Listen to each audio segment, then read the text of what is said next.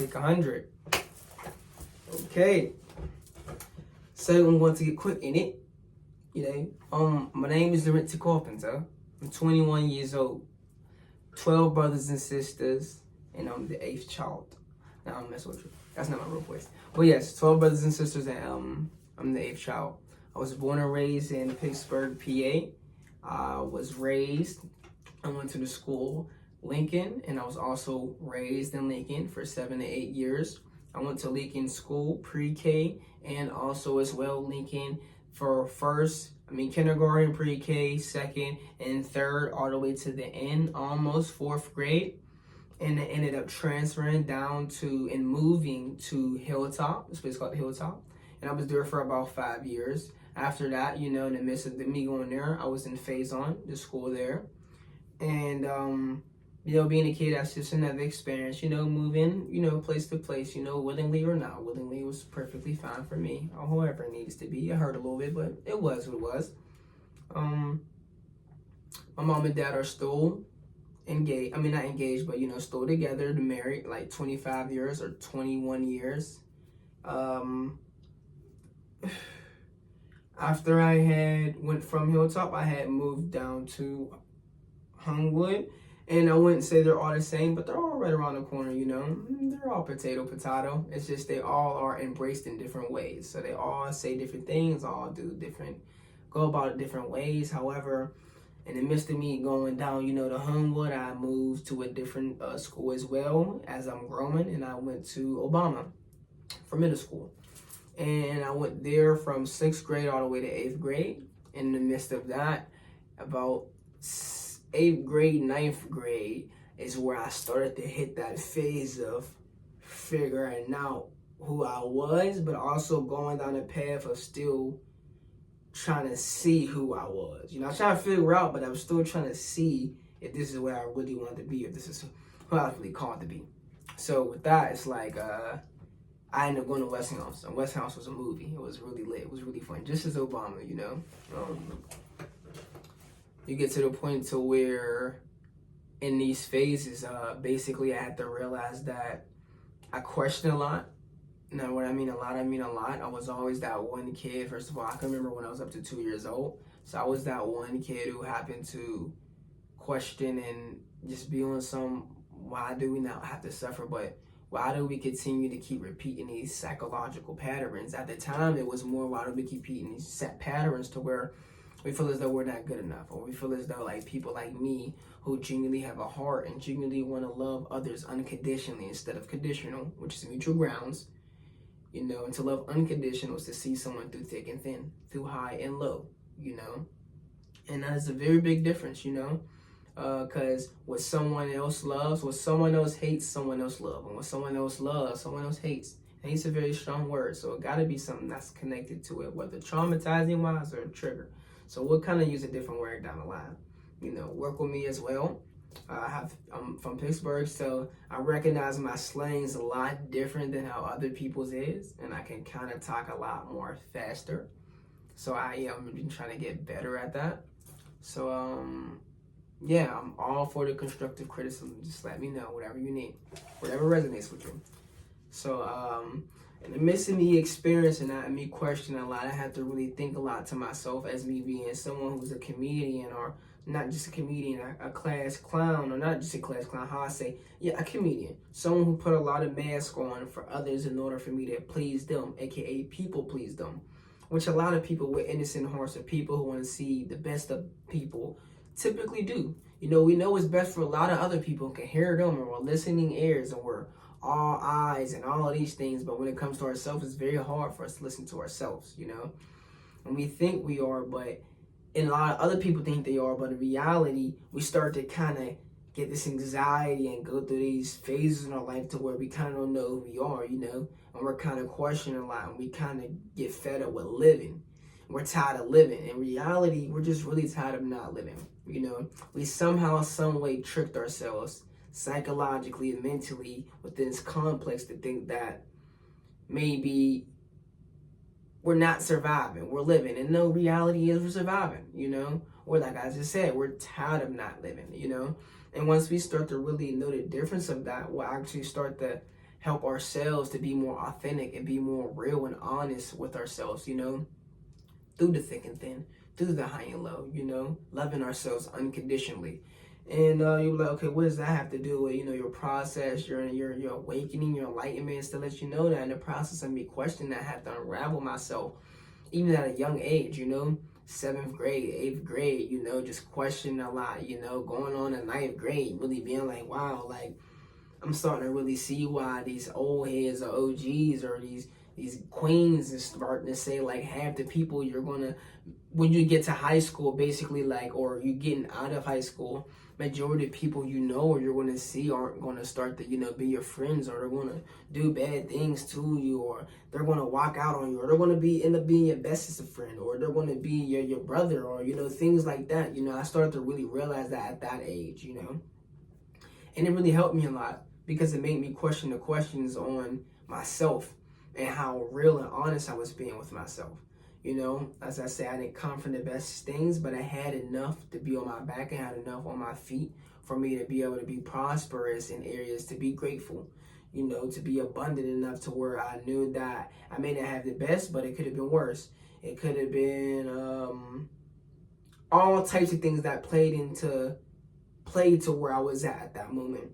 So I'd say, within these times, me questioning myself and asking myself, why do we do the things that we do, and why do people want to or willing to take advantage of those who truly want to love and force them to get out the mud and force them to go about it this way and that way? In reality, it's more of a understanding where what one needs to do in order for one to unravel oneself, so we can actually understand our own complex, instead of being conditioned even from when we're a baby to just do this, do that, do this, do that, do this, do that, instead of allowing us to get the opportunity, to have the opportunity and chance to express ourselves, to be able to, let's just say, know for ourselves what's going on through the guidance and teachings of those who are truly balanced, as I call them, a divine masculine, which I am, or a divine feminine, someone who's balanced both masculine and feminine, who can genuinely allow you to not just be you, but be your authentic self, to know that you are more than okay, that you are heard, and that I do believe in you. And that, yes, there may be a discerning level and point to where you have to discern properly, but also you have to discern properly within your heart to feel, to know that you aren't insane, you are perfectly sane, and that you are perfectly heard. And that takes a lot to do that, because 10 to 1, our parents and the people who are around kind of went through the same thing. As I say, like, being authentic is one of the most profound things to be in parts of yourself, in order for you to get rid of these generational curses, for you to truly to sooner or later understand who you truly are, instead of trying to find all of these external validations of what other people feel like, instead of feeling like how you truly feel, And we've got to the point to where I was trying to find faith, and I happened to dabble into church, not say luckily, but luckily as well, I happen to have family who was already into church, and we happen to already go to church here and there, and I mean, like, my mom's side. So I happened to try to find some form of faith within what I did. And I'm always that type of person. When I put faith into something, not just hope, because hope and faith it's not that they're two different things, they're just two different frequencies, They kind of play a tie to each other, but they're really different. Because look at it like this.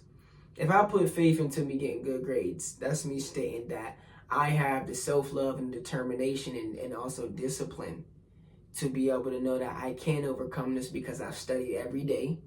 I discipline myself every day. This is something I genuinely want to do every day. It's a passion for me, and that I know when this test come, I will overconquer it. Instead of me put myself in a position to where I didn't study, I didn't do nothing, but I think I know something, and it's more of like, I hope I get a good grade, I hope I pass the test. And that's the difference. It's not to say that having hope doesn't work. It's just to say there's levels to it. It's a beautiful thing to have hope, because it's believing in something that others may not want to believe in, or is willing to put faith into, because they know they've already put the dedication and hard work into. So now they just leave it to surrender, so they can allow themselves to rest and know that everything is part of the process. Nothing is a coincidence. And remember this, We're our soul having a human experience, not the other way around. So with that, I'd say in this process, I happen to, as I always tell people, let's get it real.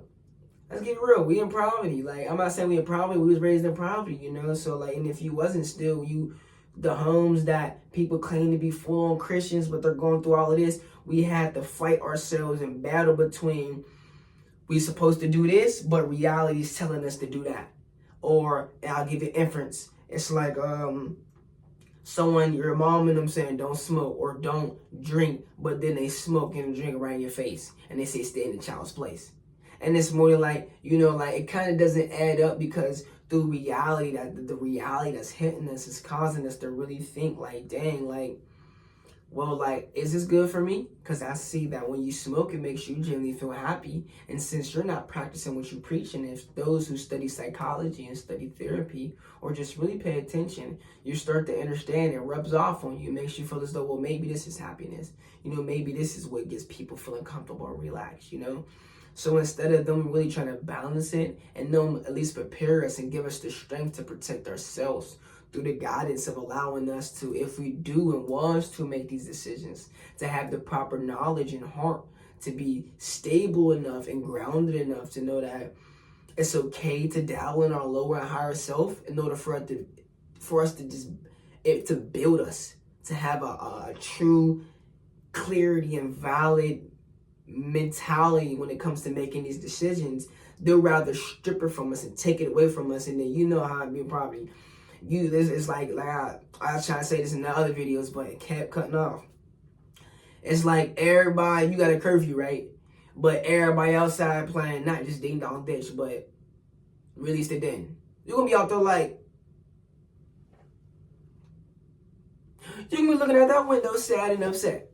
Because you want to go out there and do this, but your mom and dad and them, or your family, or just your mom and your dad is telling you, either or is that no, because you need to do this, you got to get your mentality right, instead of facing the reality of this is part of not who we are, but this plays a part of who we are in order for us to find who we are, And I feel like it just made it really hard for me to accept these realities, whether not believing in God or believing in God. So I decided to believe in God and put some faith into something that actually helped me better myself and get some more of a better understanding of where I need to go and what I need to do for me to be the best version of myself, whether I was through God or not.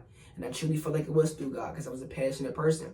And trust me, those who know Renzi know I'd really get like that. Like, trust me, if I really wanted to get that, I'd get there. But however, I've built myself so far to this demeanor and this character that I'm grateful and happy for the version and person I am now, I don't need to be the most toxic person, the most get out the mud person, the most controlling, using people's emotions to tell them you're not enough, or all of these things to make us feel like we have to do this in areas we don't even know if this is what we want. Instead of allowing someone to be them lower selves, to be the higher self, to know, is this what you truly want? Free will. Our people tend to want to get into this control fanatic state, as I say, to where they think they're loving unconditionally, or it's just conditional. And if you truly value and love someone, you don't just strip them from their habitat like a plant. You allow it to grow, because once you plug the plant from its habitat, what happens? It dies. So if you really love that person, you won't just not control them and take them, like what you will let them go. You allow them to be in order for them to learn who they truly are, if they're learning through the hard way or not. And that's something I deal with. A lot of people trying to crash out and find all of these reasons and ways on why they need to do this and do that to me, and me not recognizing how much it took a toll on me. So me trying to do that, I got to the point to where, you really know Renzi, Renzi, before like I tapped in and all of that, I was the type to pray before every meal, pick up trash all day, like do certain things that actually I felt was the pitching forth to God. So I even found certain Bible study places that was, in the hood and stuff like that. We was getting snacks, chilling, vibing, but it wasn't like that fully. Like, for everybody else it was, but it was for me still internally. I felt as though it was some form of faith in there that I had to discover who I was. And with that, I took a passion in it, and in the process, as I say, something happened in my life to where it caused me to, separate myself from the family and decided to try to be grown in the areas to where I was really just being immature and categorizing myself as being grown. But I realized you can be an adult and have adult responsibilities, but that doesn't mean you're a mature adult. That doesn't mean you're regulated within your emotions, which is nothing but energy, That doesn't mean you're someone who's willing to face yourself instead of coming at someone else, That's a whole different league. And me making that irrational decision, it definitely allowed me to understand who I was. It let me know that, this isn't what I want, and that this is the consequences of what I wanted, good and bad. And since I didn't have no one to help me recognize why I was thinking and questioning all of these things, I had to kind of figure it out myself. In the process of that, I ended up finding this church over there in Lincoln, right around the corner from where I used to live. And they would seriously give us some money to literally go to church. And come on now, being in the hood and poverty, let's just be real, let's be real. Even anybody, you get paid to go to church for free? Come on, give me that. Give me that. Give me that. I want it all. Then it was on the type time we get good grades. We're doing all of that, to actually make it better. It was just so, why not take it, And I'm still getting discovered myself. And in the process, I had to realize it. And like I said, learning with these OGs and just people in general was saying who was older than me, realizing that a lot of people I was going to grow up with wasn't going to probably be who they was down the line because of the choices they make, really stuck with me because reality was hitting me. It was showing me more and more that life isn't always what it seems to be, that it's more than what meets the eye. And it opened my eyes to realize that I can't keep expecting myself to want to be goody two-shoe or wanting to be hard body or wanting to crash out and do all these things and not face the reality and consequences of the choices that I make, whether good or bad, and let alone have someone to have my back. Not even, especially if I couldn't have myself, someone else wouldn't have me, or if no one else had me, at least myself.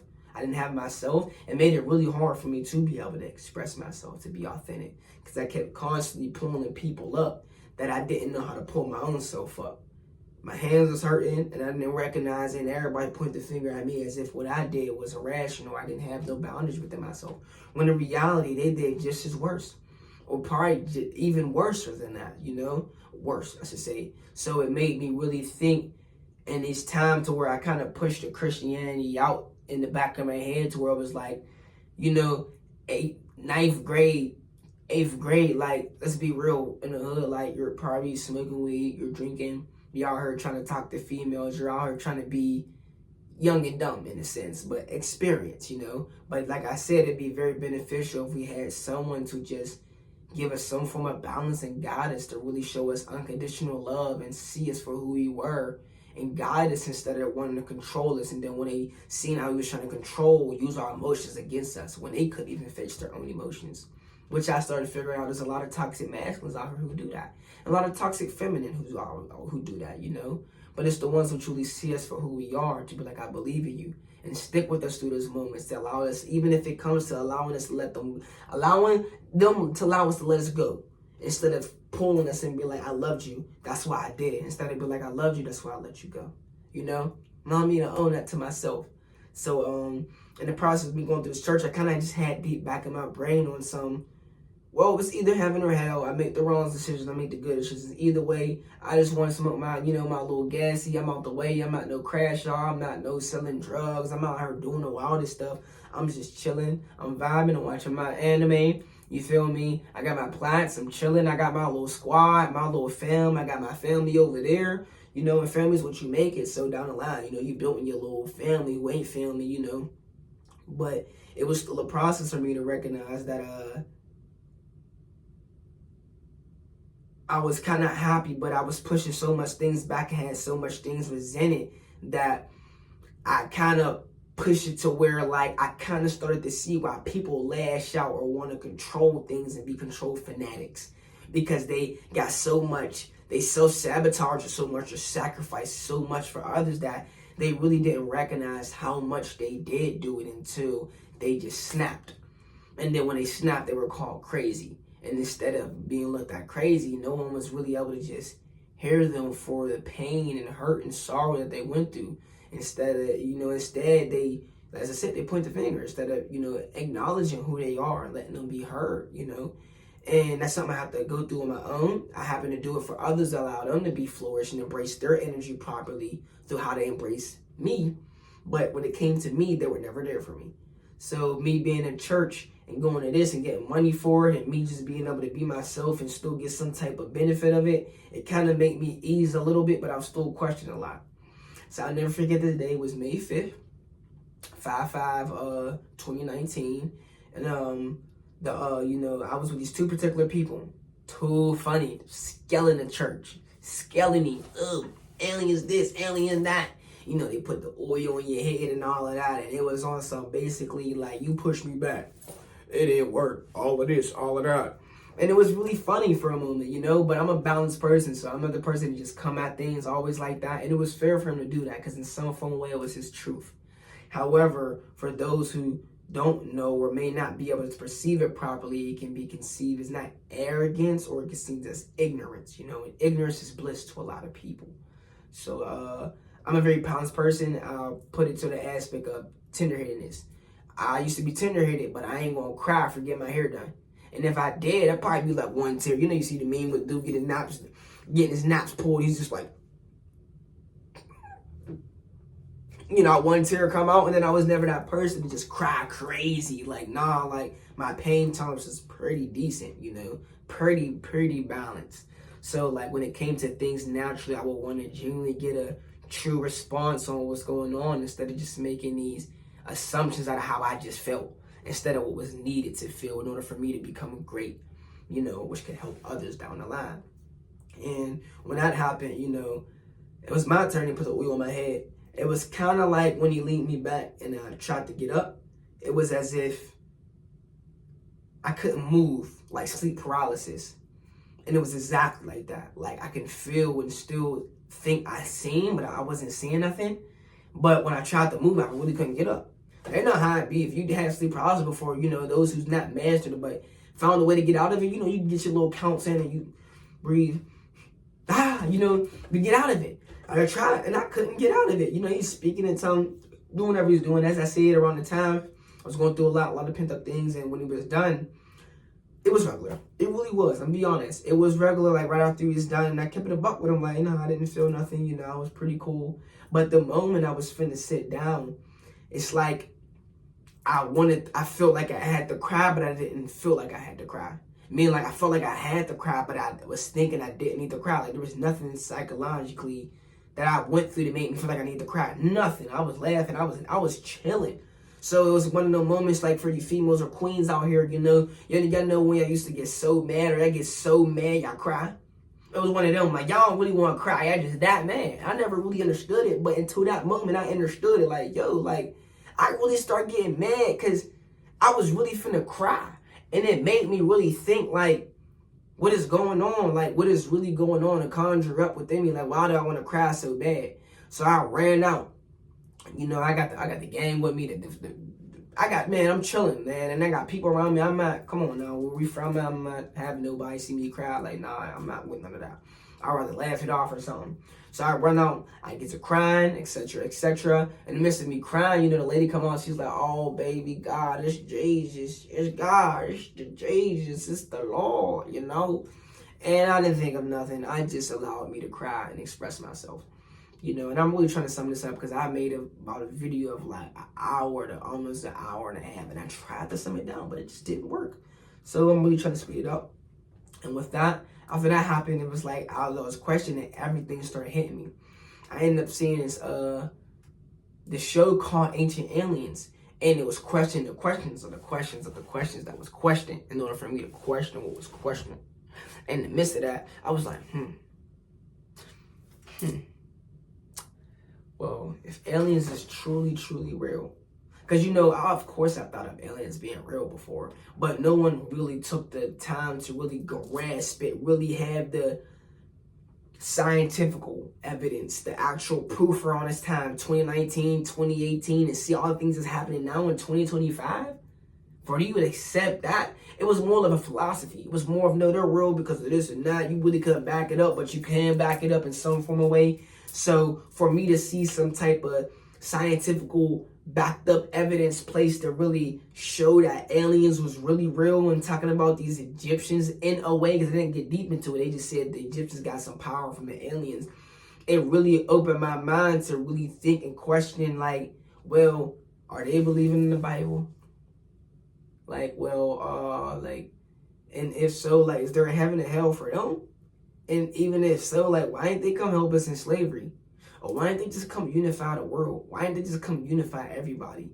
Black, white, black, black, white, and white. Why does it have to be all about color? Like, why couldn't they use whatever powers, whatever they did to help unify everybody?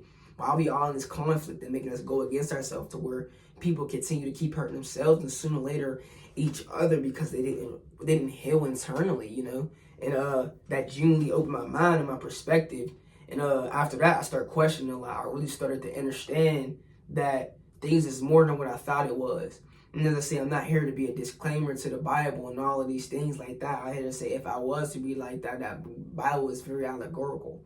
And that's not here to say, oh, it's this or that. It's to say that it's not meant to be taken literal.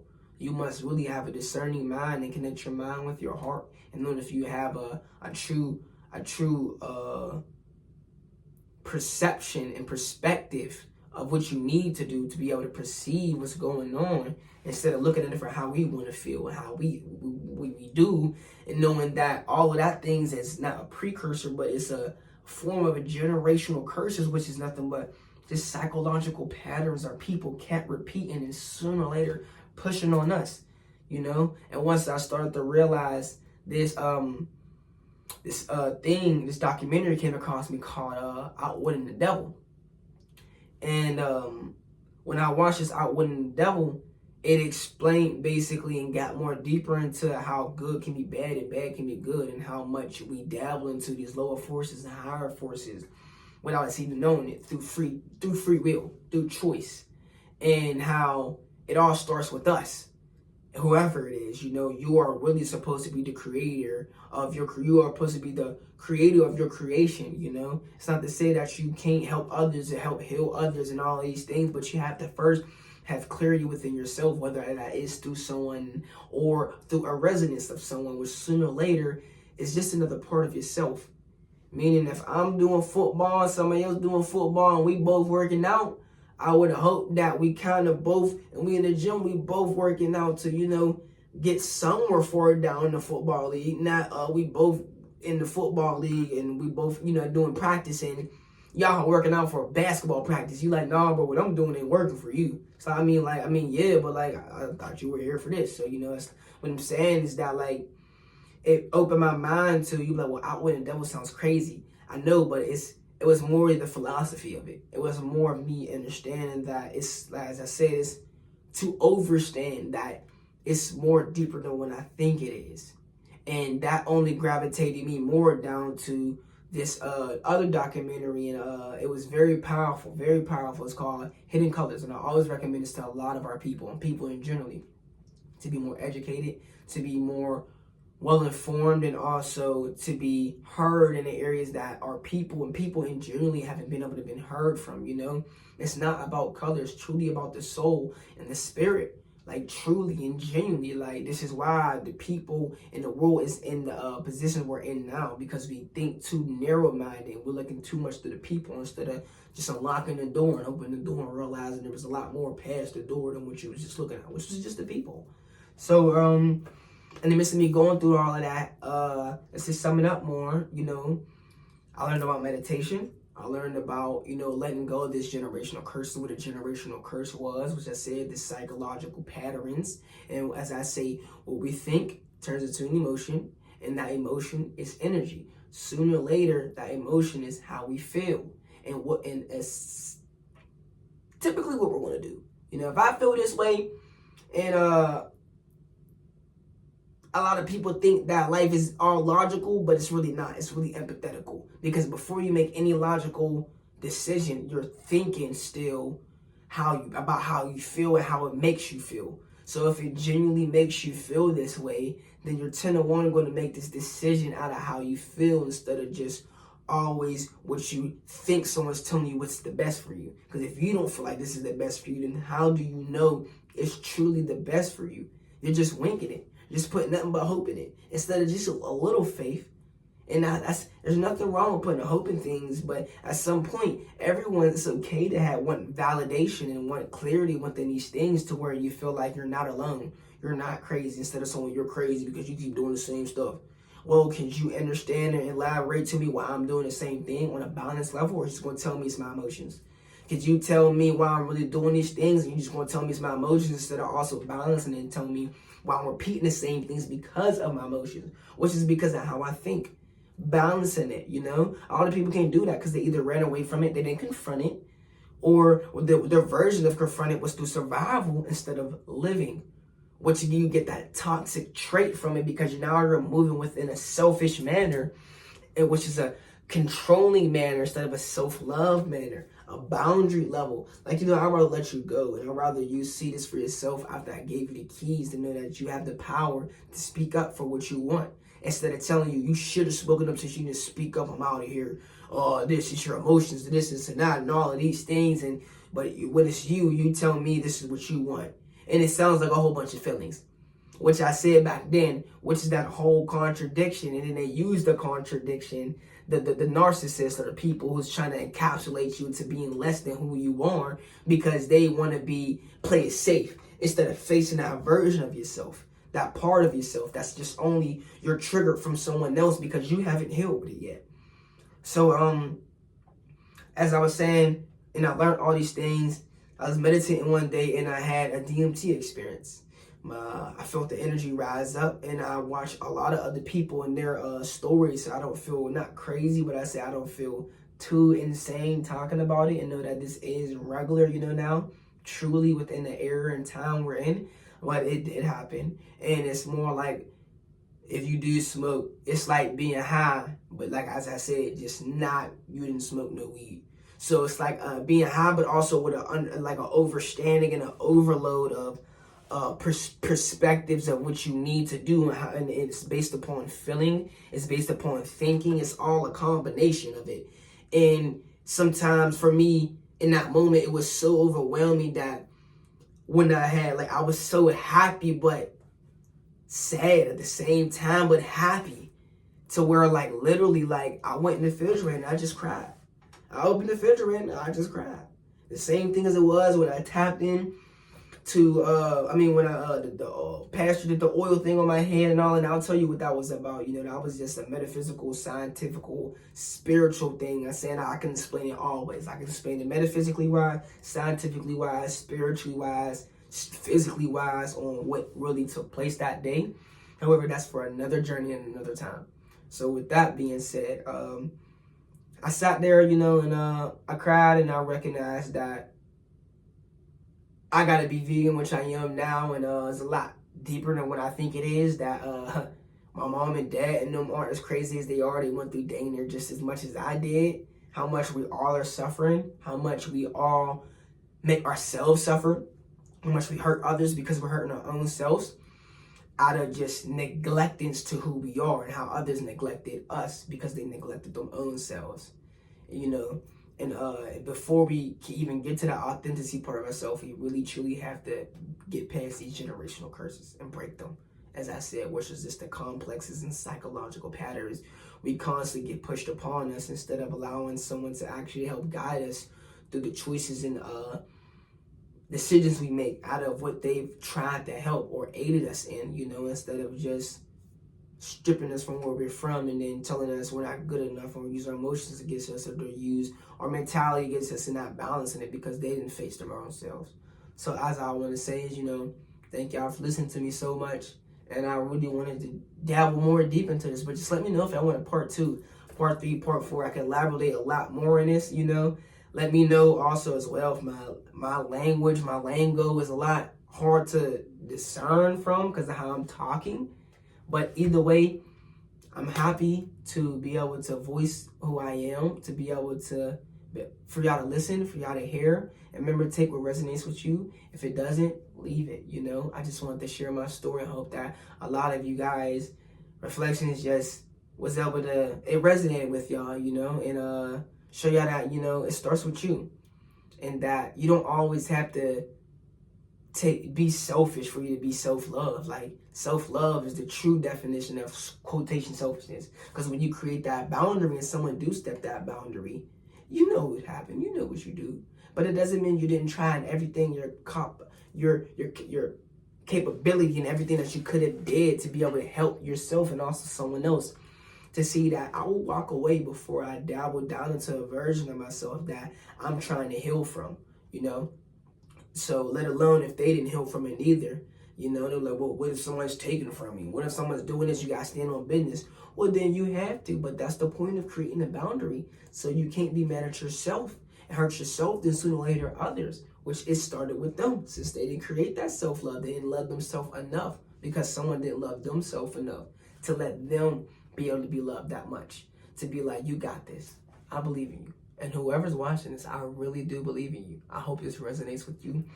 I hope that you really genuinely understand where I come from and that you're not alone. There's a lot of more people out here who needs your voice, who hears your calling, who feels your pain, who understands your happiness, who understands your happiness, who understands your pain, and who wants to transmute that energy to allow you to be great for who you were destined to be. For I'm not here to control you or tell you got to do this. No, but I'm only here to ignite what you already had within you that you've not failed to realize, but you've neglected due to your external validation that you want from others, you know? So, peace, love, and light. Be your best version of yourself, and be you. That's all I can say, and I really hope you guys like this because this is part of the last one I'm going to shoot before I want to see if you guys want a part 2. Love you guys. Take care and peace.